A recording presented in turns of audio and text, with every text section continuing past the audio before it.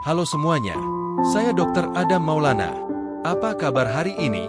Semoga kita semua selalu diberikan kesehatan, keselamatan, dan keberkahan oleh Tuhan Yang Maha Esa dalam menjalani aktivitas sehari-hari. Saya ingin mengajak kalian untuk sejenak memperhatikan kesehatan telinga. Bagaimana kondisi telinga Anda saat ini? Apakah pendengaran masih terasa normal?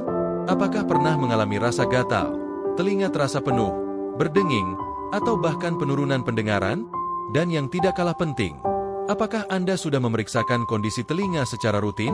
Banyak orang seringkali mengabaikan kesehatan telinga karena merasa tidak memiliki keluhan. Padahal, berbagai masalah telinga seperti penumpukan kotoran, infeksi jamur, infeksi bakteri, hingga gangguan pendengaran dapat berkembang secara perlahan tanpa gejala yang jelas pada tahap awal. Ketika keluhan mulai dirasakan, kondisi tersebut terkadang sudah cukup mengganggu aktivitas sehari-hari.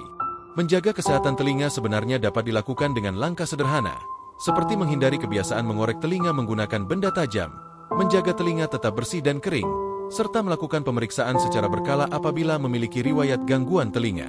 Pemeriksaan rutin dapat membantu mendeteksi masalah lebih dini sehingga penanganan dapat dilakukan dengan lebih cepat dan efektif. Ingatlah bahwa telinga merupakan salah satu organ penting yang membantu kita berkomunikasi, menikmati suara, dan menjalani kehidupan dengan nyaman. Oleh karena itu, jangan menunggu sampai muncul keluhan. Mulailah peduli terhadap kesehatan telinga Anda dari sekarang agar fungsi pendengaran tetap terjaga dengan baik hingga masa yang akan datang. Pada kasus kali ini, berdasarkan hasil pengamatan selama proses pemeriksaan dan pembersihan, kotoran telinga tampak sangat padat dan menggumpal. Salah satu penyebab yang diduga berperan adalah kebiasaan menggunakan cotton bud untuk membersihkan telinga. Cotton bud seringkali tidak mengangkat kotoran keluar, melainkan justru mendorong serumen semakin dalam ke liang telinga. Akibat tekanan yang terjadi berulang kali, kotoran telinga menjadi semakin padat, menyatu, dan sulit keluar secara alami. Seiring waktu, serumen yang terdorong ke bagian dalam akan terus bercampur dengan lapisan kotoran baru, sel-sel kulit mati, serta sedikit debu dari lingkungan.